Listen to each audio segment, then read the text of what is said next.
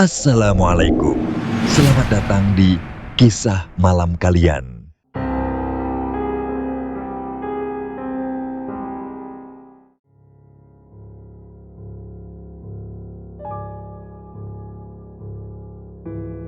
Angin laut malam itu berhembus pelan, membawa aroma asin dan suara ombak yang berulang-ulang memecah di antara batu karang.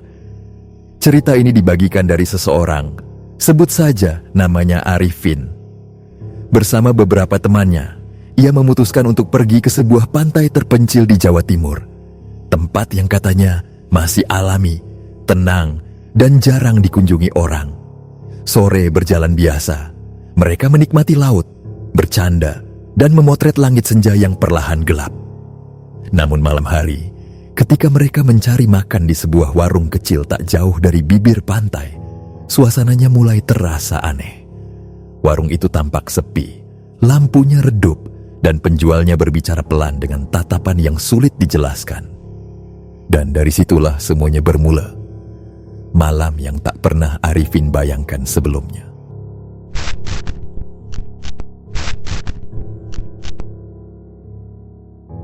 Peristiwa ini terjadi pada bulan Februari tahun 2024. Hari yang sebelumnya saya kira hanya akan menjadi perjalanan santai untuk menjelajahi sebuah pantai tersembunyi di Malang Selatan. Namun, perjalanan itu justru membuat saya percaya bahwa ada hal-hal yang tidak bisa dijelaskan hanya dengan logika. Sebelumnya, perkenalkan, nama saya Arifin. Pagi itu, sekitar pukul 9, saya dan 8 teman berangkat menggunakan sebuah mobil Avanza. Kami berjumlah 9 orang. 3 duduk di kursi belakang, 4 di tengah dan 2 di depan termasuk saya dan salah satunya Amin. Tujuan kami adalah Pantai Sanggrahan, sebuah pantai yang disebut-sebut masih sepi dan jarang tersentuh wisatawan. Perjalanan kami cukup panjang. Kami tiba sekitar pukul 1 siang lebih sedikit. Sebelum masuk kawasan pantai, kami sempat berhenti untuk membeli es kelapa dari seorang bapak-bapak di jalur lintas selatan. Di sana, saya bertanya mengenai arah pantai. Pantai Sanggrahan yang di Malang Selatan itu lewat mana ya, Pak? Si bapak menjawab, "Kalian nanti belok kiri, Mas. Di depan itu ada sungai besar, Muara. Belok kanan saja."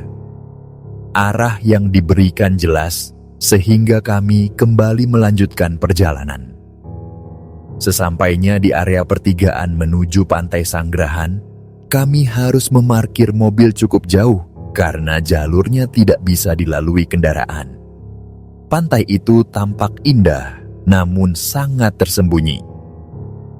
Saya hanya mengangguk. Keindahan pantai itu memang tidak bisa disangkal.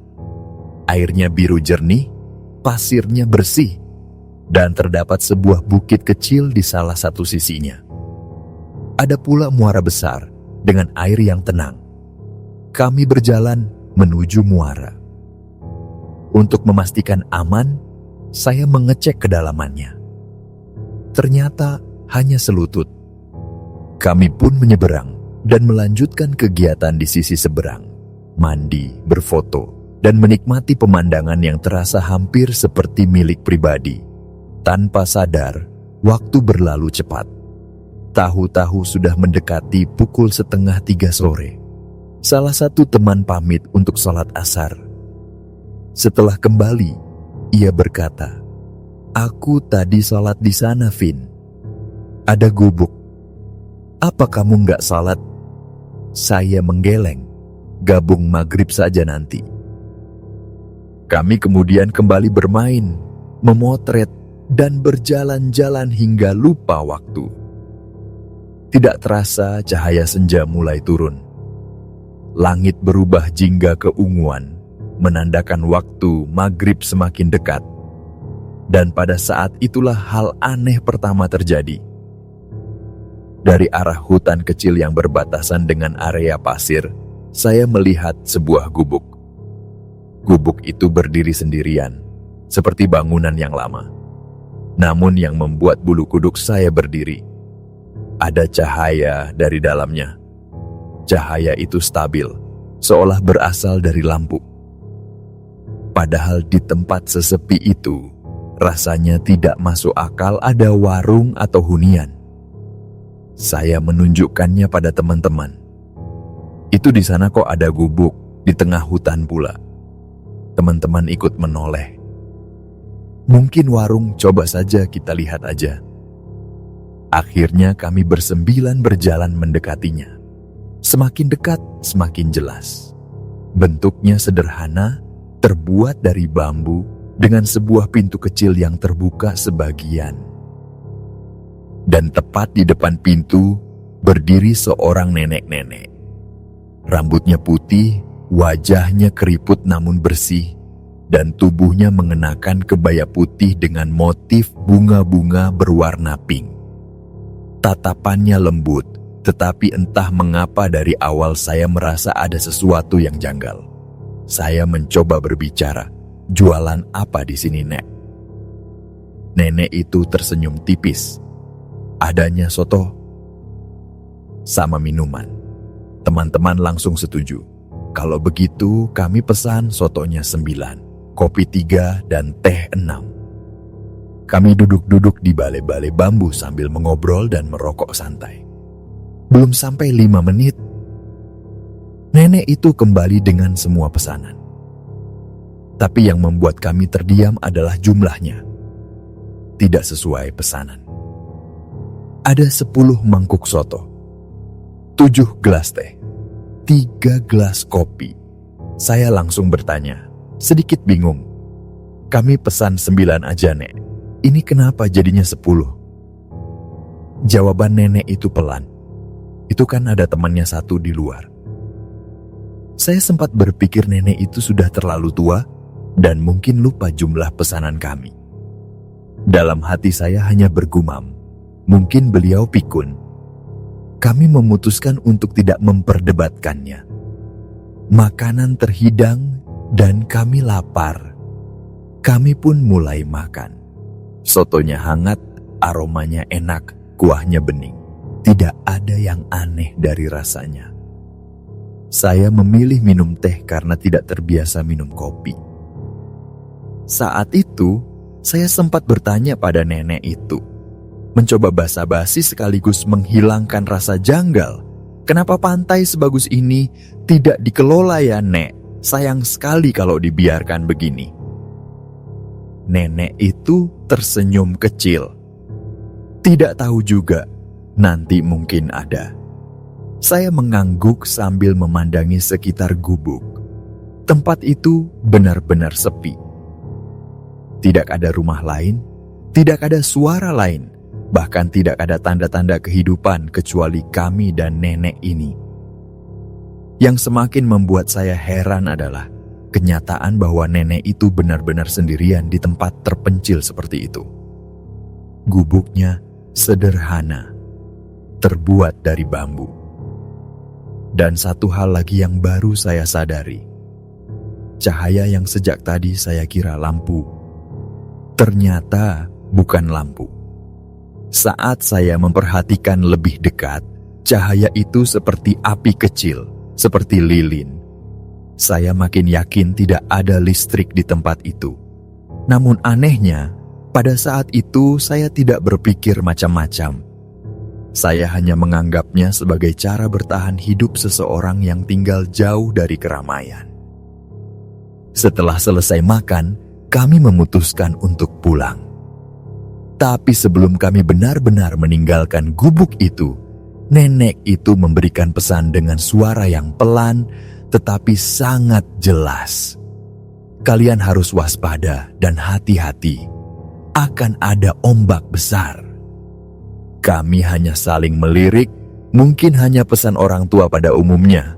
Batin saya, tidak kami ambil terlalu serius.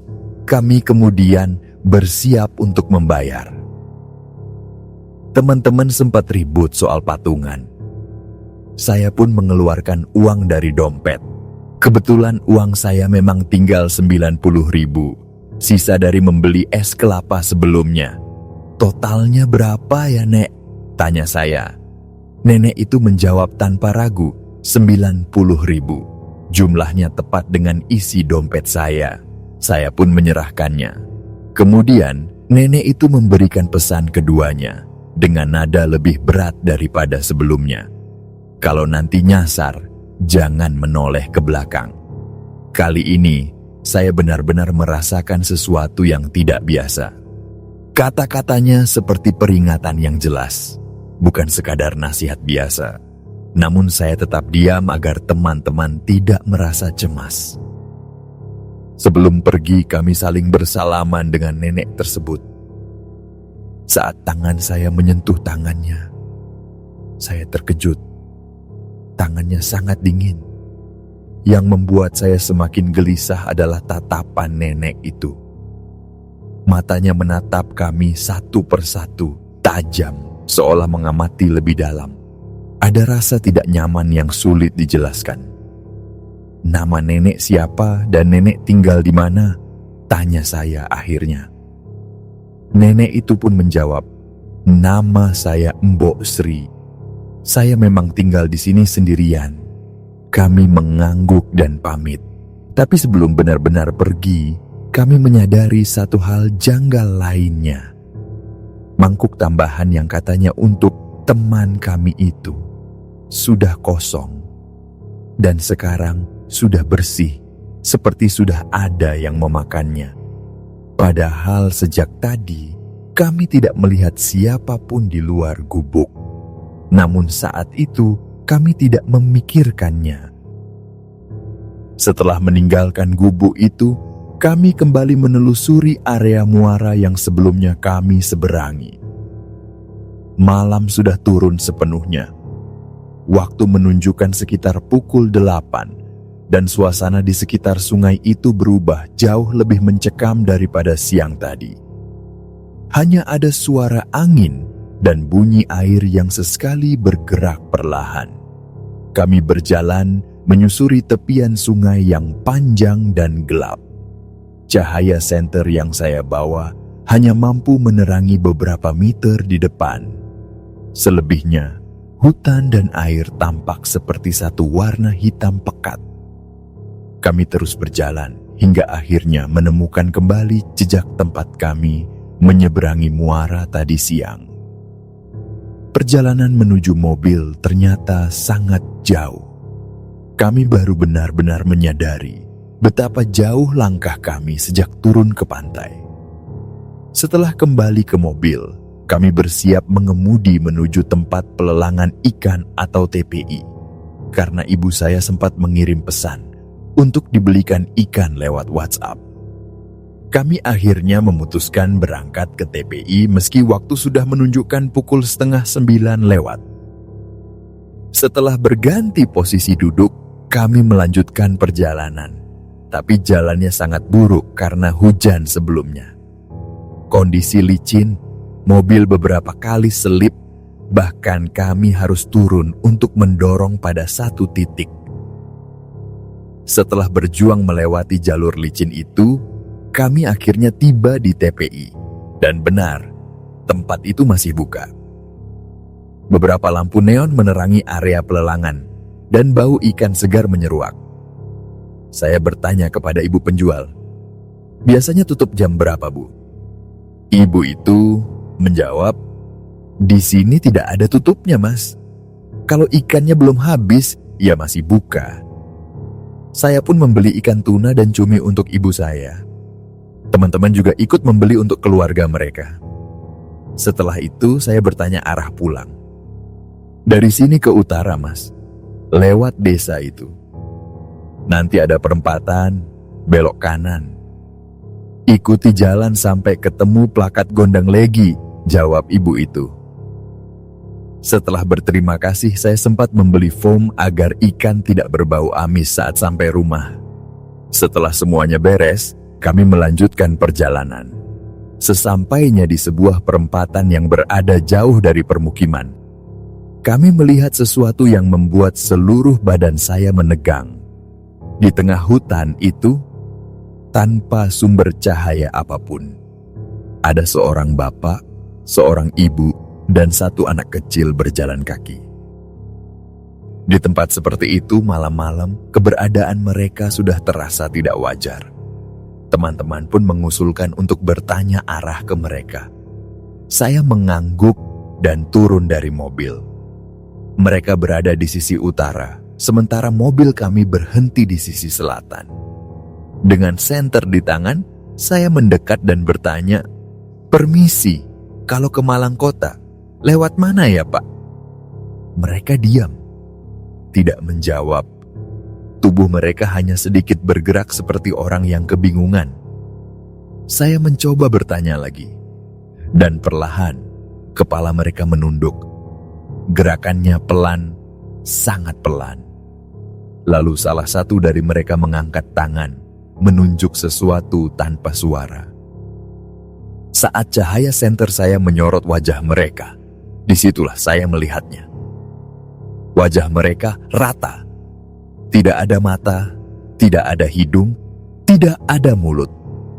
Hanya kulit datar tanpa bentuk.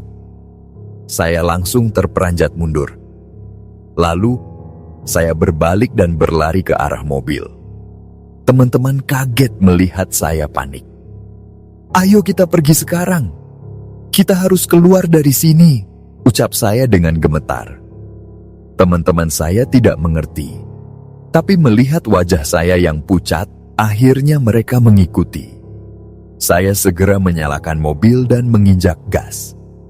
Kami meninggalkan perempatan itu secepat mungkin tanpa menoleh lagi. Kami mengambil arah lain sesuai petunjuk penjual ikan tadi. Jalanan semakin masuk ke wilayah yang gelap. Tidak ada satupun lampu jalan. Bahkan rumah pun tidak terlihat. Yang ada hanya pohon-pohon besar yang berdiri rapat, melengkung seperti membuat terowongan raksasa. Jalannya sangat rusak, banyak lubang, tanahnya lembek karena hujan, dan bagian tertentu bahkan seperti jalan setapak yang dipaksakan untuk dilalui mobil. Teman-teman mulai ragu, "Kamu yakin ini jalannya, Vin?" Jadi, kata ibu penjual ikan tadi memang lewat sini. "Harusnya benar," jawab saya. Meski jujur saya sendiri sudah tidak 100% yakin.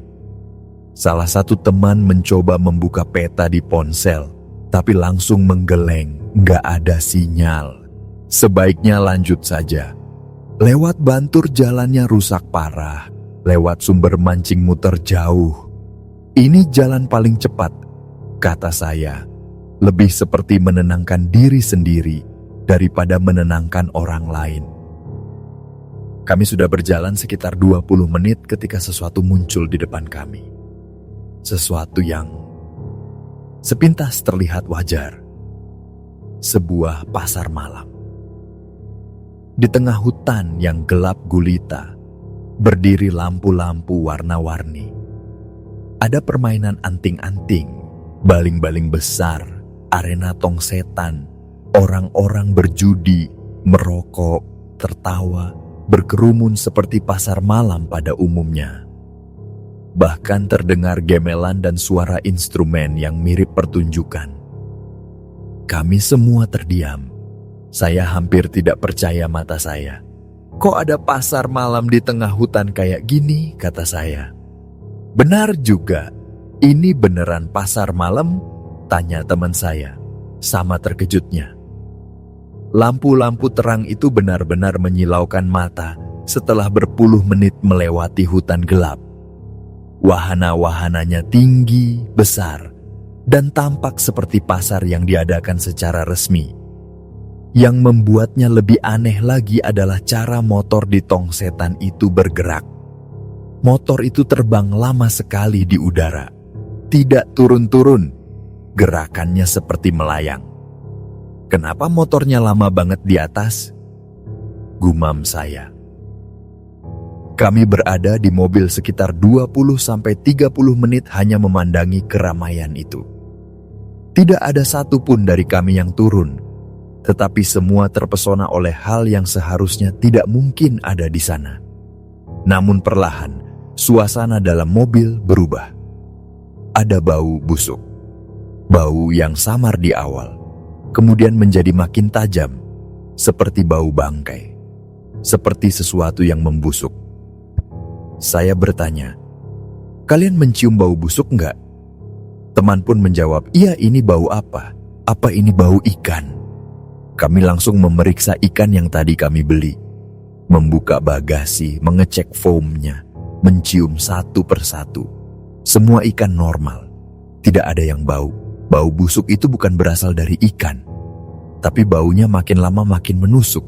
Saya turun, memeriksa sekeliling mobil. Tidak ada apa-apa, tanah kosong, pepohonan, dan suara pasar malam yang semakin terdengar aneh jika dipikir ulang. Saat kembali masuk mobil, tiba-tiba salah satu teman bercanda untuk mengurangi ketegangan. "Jangan-jangan bau jerangkong." Jerangkong adalah istilah Jawa untuk tengkorak. Kami tertawa kecil, tapi tawa itu terdengar kering, seperti terpaksa. Ketika saya duduk kembali di tempat saya melihat sesuatu yang membuat darah saya turun ke kaki. Teman saya yang bernama Amin. Dia duduk di samping saya, berselimut sarung, tubuhnya menggigil keras seperti orang demam tinggi. Mukanya pucat, nafasnya tersengal. Saya dan teman-teman langsung mengguncangnya. Amin tidak merespon. Tubuhnya kaku dingin, mata setengah terpejam. Kami panik.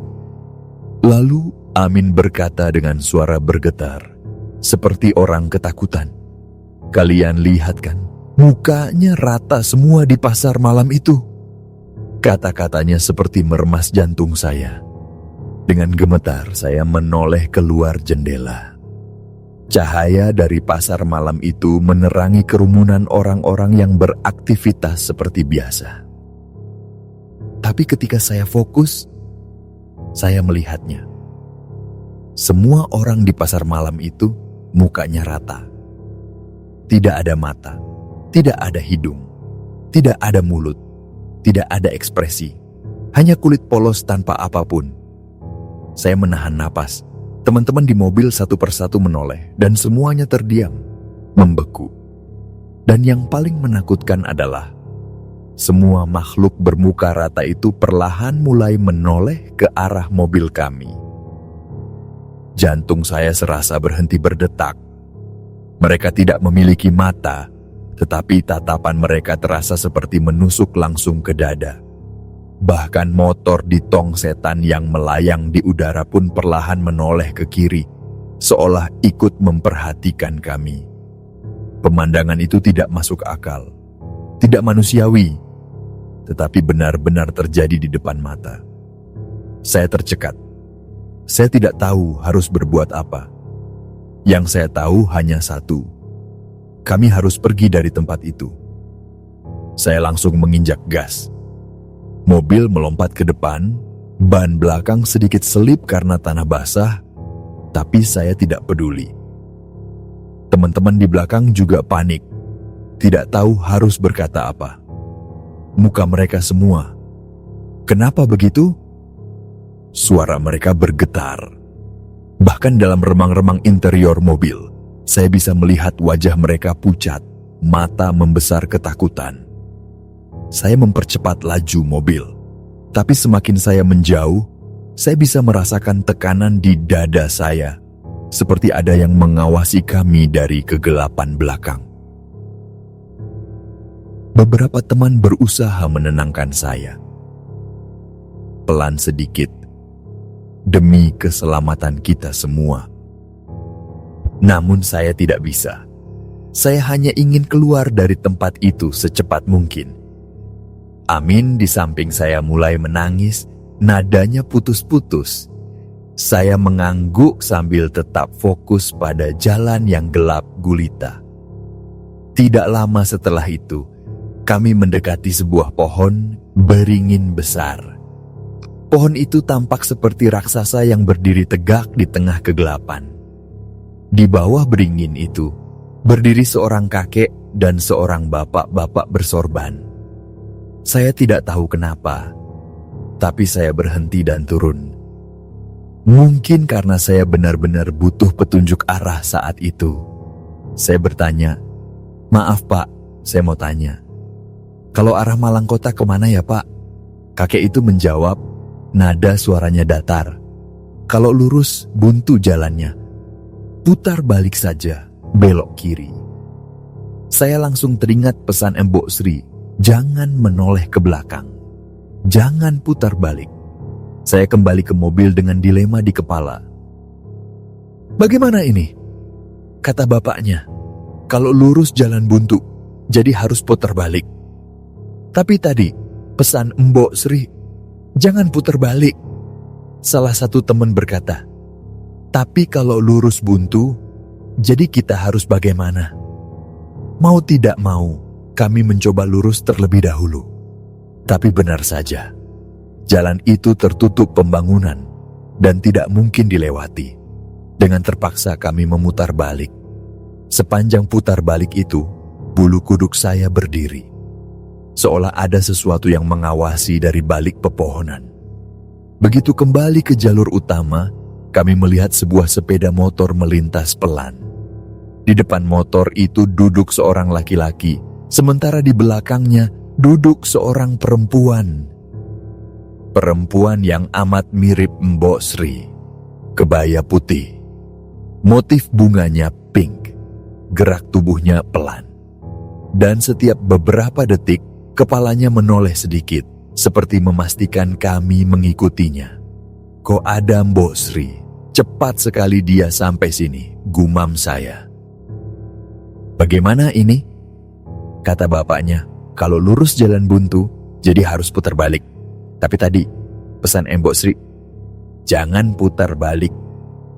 Salah satu teman berkata, "Tapi kalau lurus buntu, jadi kita harus bagaimana?" Mau tidak mau, kami mencoba lurus terlebih dahulu. Tapi benar saja, jalan itu tertutup pembangunan dan tidak mungkin dilewati. Dengan terpaksa kami memutar balik. Sepanjang putar balik itu, bulu kuduk saya berdiri, seolah ada sesuatu yang mengawasi dari balik pepohonan. Begitu kembali ke jalur utama, kami melihat sebuah sepeda motor melintas pelan. Di depan motor itu duduk seorang laki-laki, sementara di belakangnya duduk seorang perempuan. Perempuan yang amat mirip Mbok Sri, kebaya putih, motif bunganya pink. Sarungnya sewek panjang, gerak tubuhnya pelan, dan setiap beberapa detik, kepalanya menoleh sedikit, seperti memastikan kami mengikutinya. "Kok ada Mbok Sri? Cepat sekali dia sampai sini," gumam saya. Perjalanan perlahan menjadi lebih tenang. Jalan mulai beraspal mulus, meski kiri kanannya masih hutan yang gelap. Tapi ketika pohon-pohon mulai jarang dan rumah-rumah mulai terlihat, barulah kami semua bisa bernapas sedikit lebih lega. Di sana terdapat papan petunjuk arah menuju pantai lain, dan kami mengikuti jalur lurus seperti yang tertera. Perasaan saya mulai lebih baik karena suasana desa sedikit lebih terang dibanding jalur sebelumnya. Namun, tidak lama setelah memasuki jalan yang kembali rapat dengan pepohonan, kami melihat sesuatu yang sama sekali tidak wajar. Di tengah hutan lebat dan jauh dari permukiman, berdirilah seorang penjual durian. Hanya ada sebuah lampu petromax kecil menggantung, menerangi tumpukan durian yang disusun rapi di atas terpal. Saya yang memang suka durian langsung spontan mengajak teman-teman untuk berhenti. Saya mengatakan bahwa mumpung ada durian dan mumpung ketemu orang, lebih baik sekalian membeli sebagai buah tangan. Mereka setuju, meski suasananya terasa janggal. Karena siapa yang berjualan durian sendirian di hutan yang gelap seperti itu? Kami kemudian menanyakan harga durian kepada si penjual. Harganya sangat murah, 100.000 untuk 13 buah. Rasanya terlalu murah, bahkan mencurigakan. tetapi kami saat itu sudah terlalu lelah dan hanya ingin cepat pulang. Si penjual sempat menggobrol sebentar, mengatakan bahwa ia berasal dari desa seberang. Ketika saya menanyakan lokasi tepatnya, ia merasa heran karena menurutnya ia sudah berada di situ sejak lama dan menyebut bahwa kami mungkin saja tidak melihatnya. Teman-teman lalu berdiskusi sebentar, apakah perlu sekalian membeli 1 sak durian, dan akhirnya mereka setuju karena harganya sangat murah.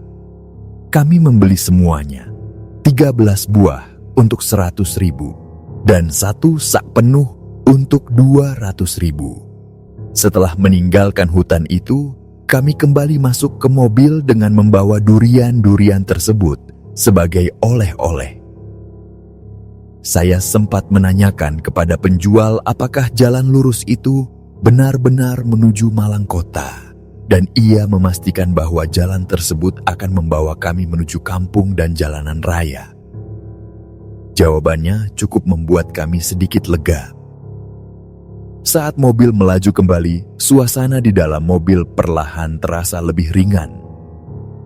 Ada yang mencoba bercanda untuk mengurangi rasa takut, membahas tentang makhluk bermuka rata yang kami lihat di pasar malam tadi. Ada juga yang mengatakan bahwa mungkin kami hanya salah lihat karena kondisi gelap dan kelelahan. Saya menenangkan mereka, mengatakan bahwa yang penting sekarang adalah bisa pulang dengan selamat. Ketika akhirnya kami memasuki wilayah perkampungan menuju Turen, perasaan lega itu mulai muncul. Lampu-lampu rumah, suara warga, dan jalanan yang lebih hidup rasanya, seperti membawa kami kembali ke dunia nyata. Setelah seluruh kejadian aneh itu, keberadaan manusia lain terasa seperti sesuatu yang meyakinkan. Perjalanan pulang berjalan lancar, tidak ada hal aneh lagi. Sesampainya di rumah masing-masing, saya sempat mengingatkan teman-teman soal urunan untuk membayar makan di pantai kemarin. Mereka semua setuju dan tidak mempermasalahkannya. Namun ketika saya membuka dompet, napas saya tercekat. Uang saya masih persis 90.000, pecahannya pun sama. 1 lembar 50.000, 1 20.000, dan 2 lembar 10.000. Uang yang sudah saya bayarkan kepada Mbok Sri semalam kembali ke dompet saya tanpa berkurang sedikit pun. Saya sempat berpikir apakah saya salah ingat, tetapi saya tahu betul itu adalah satu-satunya uang yang saya bawa sejak siang. Teman-teman mencoba mengatakan mungkin saya keliru. Namun hati saya tahu persis bahwa uang itu seharusnya sudah tidak ada. Keesokan harinya, saya mengunggah video-video pantai itu di status WhatsApp saya. Tidak lama kemudian, Pak Waris, seorang pemandu lokal pantai Malang Selatan yang sudah saya kenal lama, membalas status tersebut. Ia bertanya kenapa saya tidak mampir ke rumahnya. Saya menjawab bahwa saya tidak ingin merepotkannya, apalagi saya sudah makan dan minum di sebuah gubuk dekat pantai. Balasan Pak Waris membuat hati saya langsung dingin. Ia mengatakan bahwa di pantai Sanggrahan tidak ada warung, tidak ada orang jualan soto, dan tidak ada gubuk. Yang ada di lokasi itu hanyalah kuburan tua, kuburan seorang sinden. Saya sempat membantah, tetapi Pak Waris menegaskan bahwa ia sendiri sudah menjaga daerah itu sejak tahun 85, dan ia sangat yakin bahwa tidak ada aktivitas manusia di tempat yang saya maksud. Ia bahkan berkata bahwa jika saya tidak percaya, ia bersedia mengeceknya sendiri ke lokasi keesokan harinya. Malam itu, untuk pertama kalinya sejak pulang dari pantai, punggung saya terasa dingin ketika membayangkan seseorang yang memberi kami makan soto semalam. Jika di pantai itu tidak ada warung sama sekali, lalu siapa nenek yang menyajikan makanan untuk kami? Keesokan malamnya, saya menelepon Pak Waris. Seperti biasa, rumah saya menjadi tempat anak-anak berkumpul. Begitu telepon diangkat, mereka semua ikut merapat, ingin mendengar langsung penjelasan dari orang yang paling mengenal wilayah pantai Malang Selatan itu. Saya menjelaskan kepada mereka bahwa menurut Pak Waris, tempat kami makan kemarin tidak ada pedagang sama sekali. Anak-anak awalnya menganggap saya bercanda, tetapi nada suara saya yang serius membuat mereka ikut diam. Ketika video call tersambung, wajah Pak Waris muncul. Ia langsung menegaskan bahwa tidak mungkin ada orang berjualan di Pantai Sanggrahan. Itu daerah kuburan. Di situ tidak ada yang tinggal, apalagi jualan. Saya mencoba meyakinkan beliau dengan berkata bahwa saya membeli soto dan kopi di sebuah gubuk, dan kami makan ramai-ramai di sana. Namun Pak Waris justru mengirim sebuah video, rekaman lokasi yang sama. Yang terlihat hanyalah area kuburan tua, penuh nisan, sunyi, dan gelap. Saya dan teman-teman sontak terdiam. Beberapa dari kami spontan menghela napas keras, seolah baru memahami sesuatu. Saya kemudian memeriksa kembali foto-foto dan video di HP saya. Dan saya terkejut karena semua dokumentasi di sekitar gubuk itu hilang. Satu-satunya foto yang tersisa hanyalah foto teman saya ketika ia salat di gubuk itu. Tidak ada foto makanan, tidak ada foto gubuk, tidak ada video kami sewaktu makan. Karena Pak Waris masih tidak percaya, saya meminta salah satu teman saya yang bernama Noval, anak yang tadi sempat salat di gubuk itu, untuk mengirimkan fotonya. Untungnya, foto itu masih ada di HP-nya. Setelah ia kirim ke saya teruskan ke Pak Waris. Saat melihat foto itu, Pak Waris langsung berkata dengan nada berat, "Itu dekat kuburan Tandak, tepat di sampingnya." Degup jantung kami meningkat. Teman-teman menatap saya, dan saya hanya bisa membalas dengan pandangan bingung. Jika benar itu kuburan, apa yang sebenarnya kami lihat kemarin? Pak Waris kemudian ingin tahu kenapa saya mengunggah status yang menurutnya terkesan mengerikan. Ia bertanya apa saja yang terjadi sebenarnya. Saya menjelaskan bahwa saya memang mengeksplor Pantai Sanggrahan, dan awalnya saya tidak mempercayai hal-hal gaib. Baru kali ini saya benar-benar merasakan bahwa ada sesuatu yang tidak bisa dijelaskan dengan logika. Saya menceritakan kepada beliau bahwa di salah satu perempatan dekat rumahnya, saya dan teman-teman sempat bertemu dengan orang-orang yang memiliki wajah rata, dan itu terjadi tepat setelah kami melewati jalur pasar malam aneh. Saya menjelaskan jalur yang saya tempuh, dan Pak Waris langsung paham area mana yang saya maksud. "Mas, itu bukan pasar malam. Itu kuburan besar. Sangat luas, Mas." Perkataan itu membuat tengkuk saya merinding. Bayangan pasar malam dan keramaian yang saya lihat kembali terlintas di kepala saya, tetapi kali ini bercampur dengan rasa mual. Jika itu benar kuburan. Perbedaan mulai jelas. Kuburan Tandak yang dekat pantai adalah satu titik, sedangkan pasar malam yang saya lihat kemarin adalah area kuburan yang jauh lebih luas dan berada di lokasi lain. Keduanya masih satu kawasan, namun entah kenapa malam itu tampak seperti dua dunia yang hidup. Pantai itu. Dengan suara yang terdengar berat dan jujur, Pak Waris menjelaskan bahwa pantai tersebut memang menyimpan banyak kejadian janggal. Ia bercerita bahwa pada tahun 2018 ada seorang pemancing meninggal di sana. Disusul lagi pada 2019 seorang wisatawan meninggal karena tertimpa batu besar sampai kepalanya hancur. Saya menahan napas ketika mendengarnya. Semakin jelas bahwa tempat yang kami kunjungi bukanlah pantai biasa.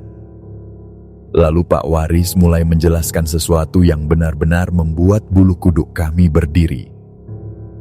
Ia berkata bahwa gubuk tempat kami makan semalam berdiri tepat di samping sebuah kuburan tua yang masyarakat setempat menyebutnya sebagai kuburan tandak. Nama yang terukir di sana adalah Sri Miatin. Ketika videonya saya lihat lagi, dada saya mendadak terasa dingin. Di rekaman itu jelas terlihat sebuah makam tua dengan nama Sri Miatin. Nama itu sama persis dengan nama nenek yang menyajikan soto untuk kami semalam. Di titik itu, saya benar-benar tersadar bahwa makanan yang masuk ke tubuh kami bukanlah makanan dari manusia. Saya tidak berani menebak itu makanan apa, tapi saya tahu pasti bahwa sosok yang kami temui adalah bukan manusia. Pak Waris kemudian menjelaskan siapa sebenarnya MBO Sri Miatin. Beliau mengatakan bahwa dulunya MBO Sri adalah seorang sinden cantik yang terkenal di Kabupaten Malang. Suaranya merdu, penampilannya anggun, dan banyak kelompok seni yang mengundangnya tampil di berbagai acara. Ia lalu mulai bercerita lebih jauh tentang asal-usul kematian MBO Sri. Menurut cerita turun-temurun yang ia dapat dari para tetua desa, pada masa penjajahan Jepang, ada sebuah pesta besar ketika Jepang berhasil merebut area pantai di Malang Selatan. Di pesta itu, MBO Sri Miatin dan kelompoknya diundang untuk menghibur para tentara. Namun salah satu jenderal Jepang dikatakan menyukai MBO Sri. Ketika ia mencoba menggoda dan memaksanya, Mbok Sri menolak. Upaya pelecehan itu berubah menjadi kekerasan dan kelompok seni itu bereaksi.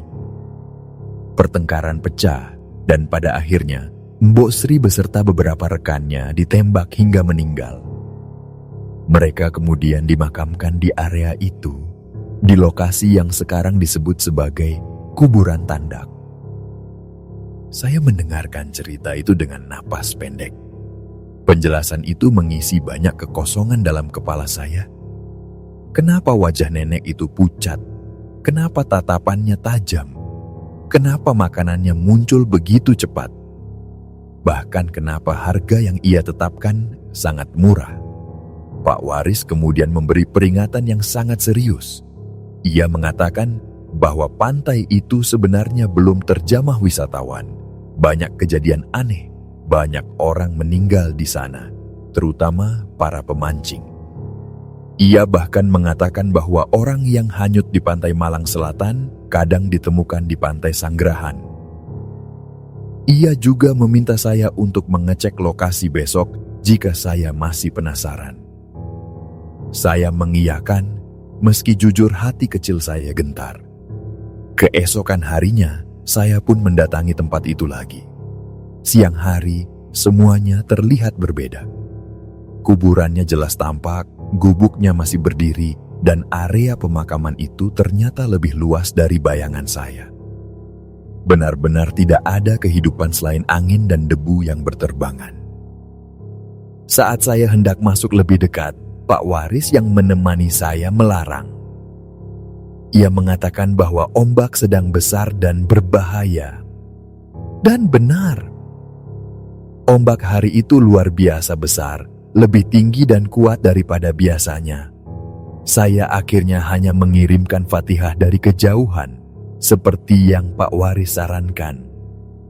Ia mengatakan bahwa cukup dari sini saja, karena tempat itu bukan sembarang lokasi. Sebelum saya pulang, ia berpesan agar hati-hati jika suatu hari kembali lagi ke sana. Katanya, tempat itu tidak semua orang bisa terima. Tidak semua orang bisa masuk. Dan tidak semua hal yang terlihat adalah seperti yang sebenarnya. Malam itu, sebelum tidur, saya hanya duduk lama di tepi kasur. Pikiran saya berputar pada satu hal. Apa yang sebenarnya kami makan malam itu? Karena jelas, yang memberi kami makan bukanlah manusia. Dan disitulah, untuk pertama kalinya dalam hidup saya benar-benar percaya bahwa hal-hal gaib itu memang ada.